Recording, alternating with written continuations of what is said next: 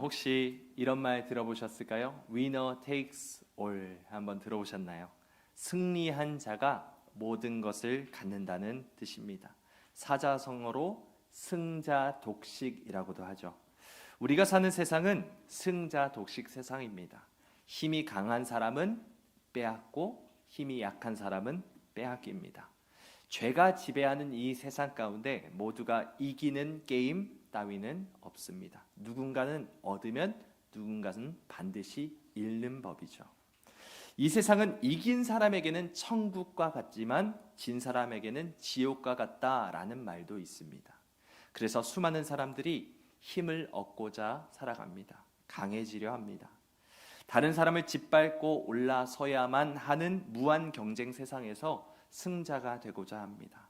여러분, 이처럼 세상은 차갑습니다. 잔인합니다. 누군가 얻으면 누군가는 반드시 잃어야 하기 때문이죠. 이런 세상 속에서 승자가 되어 많은 것을 갖는 것이 과연 승리라 말할 수 있을까요? 오늘 설교 제목, 이 승리란 무엇일까요? 성경은 과연 승리를 무엇이라 말하고 있을까요? 그리고 어떻게 해야 성경이 말하는 승리를 거머쥘 수 있을까요? 함께 본문 말씀을 통해 알아보길 원합니다. 오늘 본문 말씀부터는 야곱의 이야기가 등장하죠. 오늘 본문에 나오는 야곱은 승자가 되고 싶은 열망이 어마어마했던 사람입니다. 아마 성경에 나온 인물 가운데 가장 경쟁심이 강했던 인물을 꼽자면 야곱이 아닐까요? 야곱의 이름의 뜻이 무엇인지 아십니까? 바로 발꿈치를 잡았다라는 것입니다. 아버지 이삭이 야곱의 이름을 지을 때 이 형 에서의 발꿈치를 잡고 태어났어요. 그가 어떤 사람일지를 마치 암시하는 듯한 그 탄생이었습니다. 그 야곱의 이름의 뜻 가운데 발꿈치를 잡았다라는 뜻 외에 또 다른 뜻이 있는데 약탈자, 빼앗는 자라는 뜻이 있습니다. 야곱의 삶은 이름과 같았습니다. 장막에만 거하는 조용한 사람이었던 것과 달리 야곱은 매우 경쟁적이었던 사람이었죠. 없으면 속여서 빼앗더라도 가지려 했습니다. 형 에서를 속이고 아버지 이삭을 속여 자신이 원하는 것을 빼앗았습니다. 결국 야곱의 이러한 욕심으로 인해서 가정은 산산조각이 나고 야곱은 할 수 없이 삼촌 라반의 집으로 피신하게 됐죠. 거기서 임자를 만납니다. 삼촌 라반은 야곱보다 한 수 위인 약탈자, 빼앗는 자였던 것입니다. 여러분, 라반이 어떤 사람이었습니까? 라헬 둘째 딸 라헬을 준다고 했으면서 첫째 딸 레아를 준 사람이었고요. 또한 20년간 그것을 통해서 야곱을 착취하고 10번이나 품삯을 바꿨던 사람입니다. 이만큼 줄게 해놓고 조금씩 줄여갔던 사람이죠. 하나님은 라반을 통해 야곱이 자기 자신을 돌아보길 원했습니다. 내가 원하는 것을 얻기 위해서라면 수단 방법을 가리지 않고 속여 빼앗는 라반을 보면서 그것이 바로 내 모습이다라는 것을 마치 거울처럼 보길 원하셨던 것이죠. 시간이 지나 야곱은 삼촌 라반과의 사이가 틀어지게 됩니다. 그래서 20년간 있었던 그 삼촌 집을 도망가듯 떠나야 했습니다. 하지만 산 넘어 산이라는 말이 있듯이 야곱에게는 라반이라는 산 다음에 더 큰 산이 기다리고 있었습니다. 그것이 바로 에서였죠. 그래도 라반 밑에서 일하면서 어엿한 가정도 꾸리고 두 떼나 되는 가축과 소유도 얻었지만 이 형 에서는 라반보다 훨씬 더 막강한 약탈자가 되어서 야곱을 기다리고 있었습니다. 자기와 아버지를 속이고 축복을 약탈해간 야곱의 생명을 빼앗기 위해서 하루하루 칼을 갈아온 에서였습니다. 예수님은 이런 말씀을 하셨죠. 칼을 가지는 자는 다 칼로 망하느니라. 이 그림을 보시면 로마 시대에는 검투사라는 그런 직업이 있었습니다. 검투사들은 실제 칼을 들고 서로 결투를 했죠. 힘이 센 사람은 이기고 힘이 약한 사람은 집니다. 모두가 이기는 싸움은 없습니다. 한쪽은 빼앗고 한쪽은 빼앗기는 싸움이죠. 하지만 칼을 쓰다 보면 반드시 자기보다 더 힘센 사람을 만날 수밖에 없게 됩니다. 그래서 결국 칼로 망하게 되어 있죠. 빼앗으면서 살다 보면 결국 계속 빼앗기만 하는 것이 아니라 결국에는 빼앗기게 되는 날이 오게 된다는 것입니다. 그보다 더 강한 사람 앞에 모든 것을 빼앗길 수도 있는 것이죠. 야곱의 인생이 그랬습니다. 야곱은 빼앗는 자로서 살아왔습니다. 그랬더니 그보다 더한 사람을 만납니다. 라반이라는 사람. 겨우 그 사람을 벗어나 봤더니 이제는 아예 생명을 빼앗는 자였던 에서를 맞이해야 하는 상황에 처했던 것이죠. 이 사람들은 모두 다 이렇게 나만의 칼을 가지고 살아갑니다. 이 각박하고 냉정한 세상에서 생존하려면 힘이 필요하다라고 생각하며 살아갑니다. 남들에게 이용당하지 않으려면, 남들에게 뺏기지 않으려면 어떻게든 힘을 길러야 한다라고 생각하죠. 여러분, 이 시대는 돈이 곧 힘입니다. 세계가 돌아가는 것을 보십시오. 세계에서 가장 강한 힘을 가진 나라가 미국이죠. 그런데 미국이 왜 이웃 나라에 그렇게 으름장을 놓으며 관세 정책을 펼치고 있을까요?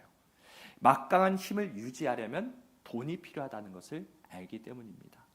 여러분, 이것은 단지 국가만의 이야기는 아닙니다. 중국의 유명한 역사가 사마천이라는 사람이 자신이 쓴 역사책 이 사기에서 이런 유명한 말을 남겼습니다. 대개 서민들은 상대방의 재산이 자기 것의 10배가 되면 그를 뭐 한다고요? 욕하고, 100배가 되면 그를 두려워하고, 1000배가 되면 그의 밑에서 일을 하고, 10,000배가 되면 그의 노예가 되는데 이것은 만물의 이치다라고 말했습니다. 여러분, 이것이 바로 우리가 살고 있는 약육강식의 세계입니다. 죄가 지배하는 이 세상을 사는 동안 먹히지 않으려면 어떻게 합니까? 먹어야 하는데, 그러려면 힘이 필요하고 힘을 얻으려면 돈이 필요하다는 것이죠. 돈이라는 무기를 얻기 위해 자신의 인생을 다 바치는 사람들이 이 세상에 얼마나 많은지 모릅니다. 어떻게 해서든 승리하려고 하는 것이죠. 하지만 힘을 얻고자 하는 자는 반드시 그 힘으로 망하게 되어 있습니다. 여러분, 우리는 어떻습니까? 어떻게든 힘주고 이 무한 경쟁 사회에서 생존하고자 악착같이 살아가는 세상 사람들과 다른 무언가가 있습니까? 무엇을 나의 힘이요, 나의 무기로 삼고 살아가고 있습니까? 칼을 가지는 자는 칼로 망한다라는 말씀처럼 우리가 만약 이 세상의 것을 무기 삼으면 우리는 이 세상 것으로 망하게 될 것입니다. 결국 야곱은 빼앗는 자에서 빼앗기는 자로 전락하고 맙니다. 힘을 얻기 위해 죽기 살기로 살아왔던 야곱은 결국 더 큰 힘 앞에 완전히 무기력해진 것이죠. 에서가 끌고 온 400명의 군사들에 의해서 자신의 목숨뿐만이 아니라 처자식과 모든 종들과 자신이 가진 모든 소유를 다 빼앗기게 생겼습니다. 이 절체절명의 위기에 놓인 야곱은 과연 어떤 선택을 했을까요? 우리 함께 22절부터 24절 말씀을 함께 읽어보겠습니다. 22절부터 24절입니다. 시작. 밤에 일어나 두 아내와 두 여종과 11 아들을 인도하여 야복 나루를 건널세. 그들을 인도하여 시내를 건너가게 하며 그의 소유도 건너가게 하고 야곱은 홀로 남았더니 어떤 사람이 날이 새도록 야곱과 씨름하다가 아멘. 24절을 보시면 야곱은 뭐라고 합니까? 홀로 남았더니 라고 말합니다. 야곱은 가족들과 모든 소유를 먼저 앞서 보내고 하나님 앞에 홀로 섭니다. 30절 말씀을 보면 나중에 그가 이 장소를, 하나님과 대면하여 보았던 이 장소를 브니엘이라고 명명하는데, 이 브니엘은 하나님의 얼굴이라는 뜻입니다. 모든 것을 다 빼앗기고 죽게 생겼던 것을 직감한 야곱은 자신의 모든 것을 내려놓고 홀로 하나님 앞에 서게 된 것이죠. 그리고 하나님과 씨름을 시작합니다. 지금까지 야곱이 했던 씨름이 어떤 씨름이었습니까? 강해지고자 했던 그 열망을 위한 씨름이었습니다. 힘을 가지고자 하는 마음, 더 높은 지위를 얻고자 하는 마음, 이기고자 하는 마음이 그를 분투하며 살아가게 만들었습니다. 그의 원동력은 강해지고자 하는 마음이었습니다. 그랬던 그가 이제 세상을 얻기 위해 씨름하던 것을 멈추고 하나님 앞에 나와 하나님과 씨름을 하고 있습니다. 세상을 붙들고 늘어지던 야곱이 이제는 하나님을 붙들고 늘어지고 있는 것이죠. 만약 야곱에게 고난이 없었다면 그가 하나님의 얼굴을 찾았을까요? 만약 야곱에게 죽음의 위협이 없었다면 하나님을 찾았을까요? 아니었을 겁니다. 여러분, 야곱이 마지막으로 하나님께 드린 예배가 언제인지 아십니까? 창세기 28장에서 에서를 피해 삼촌 라반의 집으로 도망갈 때, 그렇게 들판에서 돌베개를 베고 잠을 자고 깨어 일어났을 때가 야곱이 드렸던 마지막 예배였습니다. 창세기를 한번 쭉 보십시오. 야곱은 하나님을 경배하지 않았습니다. 야곱이 얼마나 완고하고 경건하지 않은 사람인지 아시겠습니까? 에서를 피해 달아날 때 마지막으로 하나님께 예배했던 야곱이 20년 동안 하나님을 찾지 않고 살아갑니다. 그럼 무엇을 했죠? 악잡같이 힘을 기르며 살았습니다. 삼촌 라반에 의해 그토록 고생을 하고 착취를 당하면서도 계속 자신만의 칼을 갈아가면서 세상의 부귀영화를 쫓으며 살아왔습니다. 20년 내내 야곱은 하나님 없이 살았던 것이죠. 하나님이 만약 이런 야곱을 그냥 내버려 두셨다면 아마 그는 죽을 때까지 하나님을 찾지 않았을지도 모릅니다. 여러분, 우리의 삶을 한번 돌아보십시오. 우리가 하나님께 관심을 가졌던 사람들입니까? 우리가 무슨 특별한 것이 있어서 하나님을 만났습니까? 다른 사람들보다 거룩하게 살았기 때문에, 다른 사람들보다 훌륭한 무엇이 있기 때문에 우리가 지금 이 자리에 나와 하나님을 예배하고 있나요? 아닙니다. 우리는 야곱과 다를 것이 하나도 없는 패역한 사람들입니다. 로마서 3장 말씀은 이렇게 말씀하죠. 기록된 바 의인은 없나니 하나도 없으며 깨닫는 자도 없고 하나님을 찾는 자도 없고 다 치우쳐 함께 무익하게 되고 선을 행하는 자는 없나니 하나도 없도다 라고 말씀합니다. 여러분, 하나님의 은혜가 없었다면 우리는 하나님을 찾지 않았을 것입니다. 죽을 때까지 하나님을 모른 채 나 자신의 힘을 위해, 나 자신의 인생을 위해 살았을 것입니다. 하나님은 이런 우리에게 은혜를 베풀어 주셨습니다. 우리의 노력도, 우리의 의지도, 우리의 능력도 아닙니다. 단지 하나님의 은혜로 우리는 하나님의 자녀가 된 것이죠. 여러분 가운데 대부분이 지금 이 자리에 서 있는 저의 과거의 모습을 아실 것입니다. 20대 내내 길을 잃어 방황하는 모습을 여러분 모두가 지켜보셨고 불쌍히 여기는 마음으로 간절히 기도도 해주셨을 것입니다. 전에 한 권사님께서 그런 말씀을 하셨다고 합니다. 강성일 목사님이 목사님이 될 거라고는 생각을 못했어요. 네, 저도 생각을 못했습니다. 저도 전혀 그렇게 될 거라고 예상치 못했습니다. 저는 목사 빼고는 다 하려고 했던 사람이죠. 다른 건 다 하더라도 목사만은 안 되려고 그렇게 애를 썼습니다. 그렇게 내 뜻대로 내 마음대로 이 인생의 방향을 설정하고 살다 보니까 금세 방향 감각을 잃어버렸습니다. 어디로 가야 할지 알지 못한 채 그냥 이리저리 방황하며 여기저기 부딪히며 살았습니다. 그런데 하지만 저의 모습을 한번 보십시오. 여러분 앞에 설교를 하고 있는 저의 모습은 아직도 저 역시도 낯섭니다. 여러분도 가끔씩 낯설게 느껴지시리라 생각합니다. 만약 하나님께서 저를 찾아와 주시지 않았다면, 그냥 저를 내버려 두셨다면 여전히 저는 길을 잃고 방황하면서 마치 폐인처럼 지냈을지도 모릅니다. 저는 오랜 시간 동안 하나님 없이 지냈습니다. 모태 신앙으로 자라왔고 또 목사의 아들로 살아왔지만 마치 야곱과 같이 하나님을 멀리했습니다. 하나님께 관심이 없었습니다. 하나님을 찾으려 하지도 않았습니다.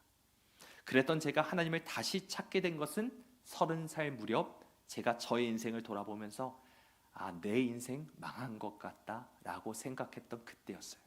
내 삶에 소망이 없다고 느끼던 그 순간 하나님이 보였습니다. 눈앞이 아득하고 더 이상 어떻게 살아가야 할지 모르겠다. 감도 전혀 오지 않는 그 절망 가운데 비로소 하나님의 얼굴이 떠올랐고 그렇게 하나님 앞에 엎드렸던 것이죠. 그리고 주의 종의 길을 가겠다고 하나님 앞에 서원하였습니다. 여러분, 이것이 과연 저만의 이야기입니까? 여러분은 어떠십니까? 혹시 여러분 가운데 삶의 문제로 어려움을 겪고 계시는 분이 없으십니까? 말 못한 슬픔 가운데 힘겨워하고 계시는 분이 계십니까? 인생의 막다른 골목에 주저앉아 계시다라고 생각되는 그런 분은 없으십니까?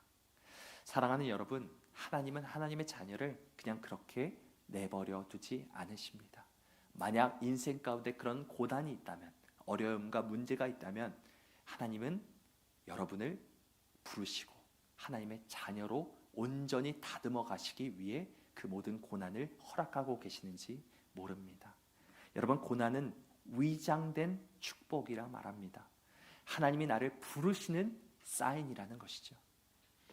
이 자리에 있는 우리 모두가 하나님 앞에 홀로 서서 하나님을 붙들고 늘어지는 은혜가 있기를 소망합니다. 세상과 씨름하던 것을 이제는 그만두고 하나님과 씨름하는 저와 여러분 모두가 되시길 소망합니다.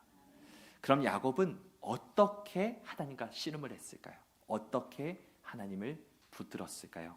그의 씨름의 모습이 어떠했는지 우리 함께 25절과 26절을 읽어보겠습니다. 25절, 26절입니다. 시작. 자기가 야곱을 이기지 못함을 보고 그가 야곱의 허벅지 관절을 치매 야곱의 허벅지 관절이 그 사람과 씨름할 때 어긋났더라. 그가 이르되 날이 새려하니 나로 가게 하라. 야곱이 이르되 당신이 내게 축복하지 아니하면 가게 하지 아니하겠나이다. 아멘. 여러분, 하나님의 천사는 야곱과 씨름하다가 야곱의 허벅지 관절을 쳐서 부러뜨립니다. 뼈가 부러진 경험을 해보신 분은 아실 겁니다. 이게 얼마나 아픈 것인지, 얼마나 괴로운 것인지. 그런데 야곱은 끝까지 이를 악물고 천사를 붙들고 늘어집니다. 저를 축복해 주시지 않으면 당신은 절대로 떠나갈 수 없습니다. 이를 악물고 붙들고 늘어지죠. 그래서 결국 하나님의 천사는 그를 축복하고 떠납니다. 여러분, 이 말씀은 무엇을 의미합니까? 야곱이 어떤 씨름을 했다고 말하고 있는 것입니까? 독한 마음 품고 악바리같이 하나님 앞에 물고 늘어져라, 그래야 하나님의 축복을 받을 수 있다, 이런 말일까요? 지성이면 감천이다, 네가 지극정성을 다하면 하나님께서 감동해서 너에게 축복을 주실 것이다, 이런 말씀을 드리고 있는 걸까요? 이 이야기는 그런 이야기가 아닙니다. 이것은 야곱의 절박함이 무엇인지를 말하고 있는 것입니다. 야곱이 얼마나 절박했는지를 보여주는 장면입니다. 야곱은 지금 죽기 살기로 하나님께 매달리고 있습니다. 왜 그랬죠? 왜요? 안 그러면 죽으니까. 안 그러면 당장 내 처자식도 내 모든 소유도 나의 목숨도 다 빼앗기게 생겼는데 무엇을 계산합니까? 그냥 죽기 살기로 자존심 부리지 않고 물불 가릴 겨를 없이 그냥 죽기 아니면 까무러치기로 하나님 바짓가랑이를 잡고 늘어지는 것밖에 선택할 선택지가 없었던 것입니다. 여러분, 혈루증 걸린 여인의 이야기를 잘 아실 것입니다. 혈루증이란 하혈이 멈추지 않는 것이죠. 레위기 15장을 보시면 여자가 하혈을 할 때 그 여자 자신도 부정하게 될 뿐만 아니라 그 몸에 닿는 모든 물건과 사람도 다 부정하게 될 것이다 라고 말씀합니다. 그래서 이 여인이 하혈을 하게 될 때, 월경을 하게 될 때, 이럴 때는 항상 격리되어 살았습니다. 7일 동안 격리되어야만 했었죠. 그런데 이 혈루증 걸린 여인은 자그마치 12년 동안 하혈이 멈추지 않았습니다. 그러니까 이 여인은 율법에 의해서 12년 동안 사회에서 격리된 채 살아야 했던 것이죠. 게다가 의사에게 모든 재산을 다 탕진하게 됩니다. 그런데 병이 낫지 않습니다. 12년을 격리되었을 뿐만 아니라 치료를 위해서 자신이 가진 모든 것을 탕진해버린 이 여인에게 무슨 소망이 있겠습니까? 그랬던 이 여인이 율법의 규정을 어기고 예수님을 만나기 위해 거리로 나섭니다. 자기가 어떻게 되었다고 생각했기 때문이죠. 죽었다라고 생각했기 때문에 예수님을 만나러 떠난 것입니다. 그 당시에는 큰 무리가 예수님을 보려고 몰려들었기 때문에 서로 밀치고 밀리고 난리도 아니었을 것입니다. 그런데 그 한가운데 부정한 여인이 있었습니다. 율법을 어기고 스스로 병리를 풀게 되면 죽임을 당할 수도 있었습니다. 그런데 이 여인은 죽음을 무릅쓰고 거리를 나섭니다. 그리고 수많은 인파들을 뚫고 뚫어 예수님의 옷자락을 잡습니다. 마치 야곱이 하나님의 천사를 붙들고 늘어졌던 것처럼 말이죠. 여러분, 이 두 사람의 공통점이 무엇입니까? 절박하다는 것이죠. 아무것도 없는 거예요. 이제 죽게 생겼다는 것입니다. 여러분, 야곱이 어떤 심정으로 천사와 씨름을 했는지 아시겠습니까? 호세아 선지자는 야곱이 어떤 마음으로 하나님 앞에 서 있는지를 이렇게 분명하게 말씀합니다. 우리 호세아 12장 4절 말씀을 보시면 이렇게 말하죠. 천사와 겨루어 이기고 울며 그에게 간구하였으며 하나님은 베델에서 그를 만나셨고 거기에서 우리에게 말씀하셨나니. 이것을 쉬운 성경은 이렇게 번역합니다. 야곱은 천사와 싸워 이겼으며 복을 달라고 울며 빌었다라고 말하고 있습니다. 지금 악바리같이 그냥 물고 늘어지며 나에게 축복 주십시오, 그래야 갑니다, 이렇게 말하는 것이 아니라 지금 야곱은 울고 있었던 것입니다. 싹싹 빌고 있었던 것입니다. 야곱은 절박하다 못해 모든 자존심을 다 내려놓고 하나님 앞에 싹싹 빌면서 울고 있었던 것이죠. 기도하고 있었던 것입니다.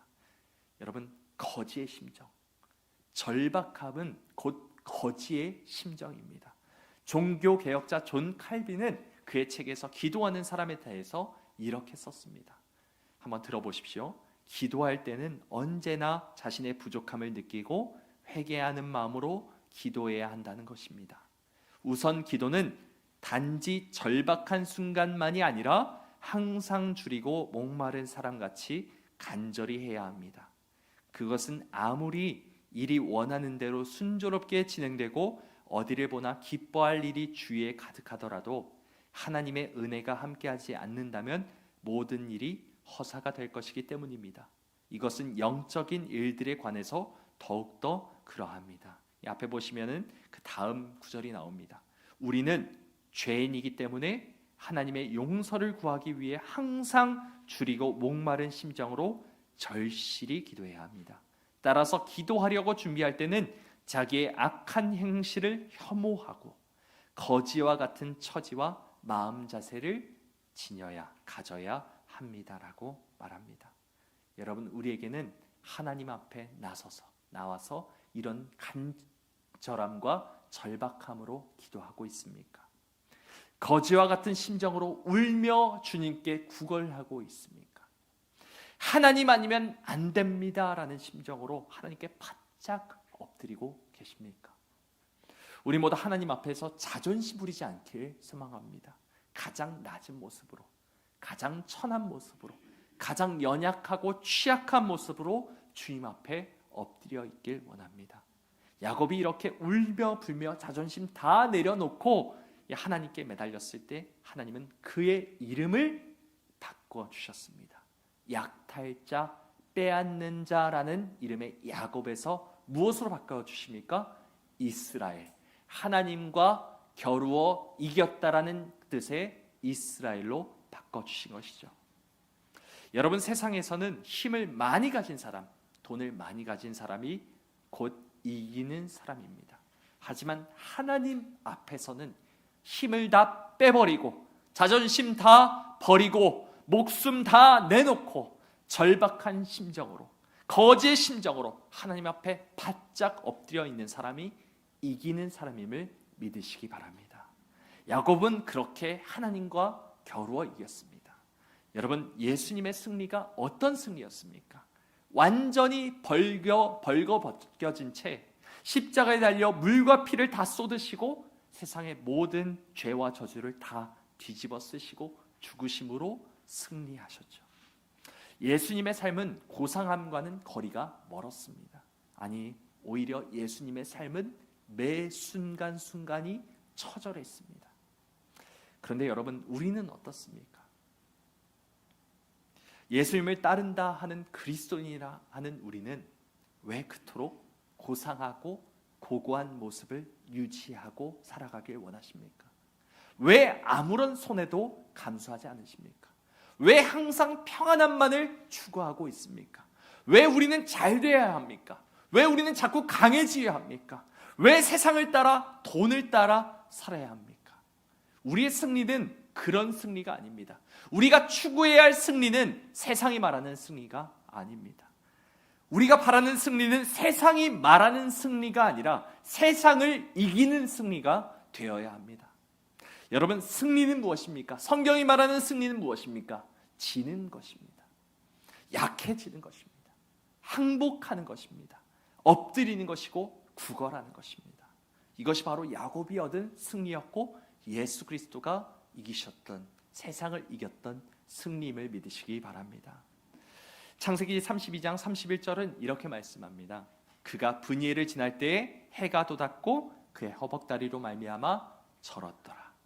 여러분, 야곱의 승리에는 흔적이 남았습니다. 허벅지의 관절이 어긋나서 어떻게 된 거예요? 평생 절개된 것이죠. 하나님이 왜 그의 육신을, 그의 몸을 치셨습니까? 왜 그를 약하게 만드셨습니까? 바울이 자신의 육체 가시를 없애달라고 간절히 기도했을 때 돌아온 하나님의 응답이 무엇인가요? 우리 함께 이 말씀을 읽어보겠습니다. 시작. 나에게 이르시기를 내 은혜가 내게 족하도다. 이는 내 능력이 약한 데서 온전하여짐이라 하신지라. 그러므로 도리어 크게 기뻐함으로 나의 여러 약한 것들에 대하여 자랑하리니 이는 그리스도의 능력이 내게 머물게 하려 함이니라. 아멘. 사랑하는 여러분, 하나님의 능력은 약한 데서 온전해지는 줄을 믿으시기 바랍니다. 우리 모두가 예수의 흔적을 지니며 살길 원합니다. 약해지길 원합니다. 힘을 빼길 원합니다. 하나님께 완전히 항복한 채 울며 비는 우리 모두가 되길 원합니다. 그것이 바로 우리의 승리이기 때문입니다. 찬양 한 가사를 소개해드리고 마무리하고자 하는데요. 찬양 중에 이런 가사가 있습니다. 승리라는 제목의 찬양입니다. 제가 읽어드리겠습니다. 승리가 무엇인 줄 아느냐? 승리가 무엇인 줄 아는가? 더 좁고 편한 가능성의 유혹을 저련히 잘라버리고 오직 주님만 따라가는 것, 바로 승리라네. 결과가 어떠해도 주님만 빛나시고 주님 평안 내 안에 있으면 그것이 바로 승리라. 오 치열한 자기와의 싸움을 허옇게 잠재우고 오직 주님만 따라가는 것, 오직 주께서만 말씀하게 하는 것, 주님만 내 안에 사시게 하는 것, 바로 승리라네. 아멘. 여러분, 우리들의 승리가 바로 이런 승리임을 기억하며 세상을 위하여, 세상의 것을 얻기 위하여 살아가는 승리가 아니라 하나님 앞에서 하나님을 위하여 세상을 이기는 승리를 우리가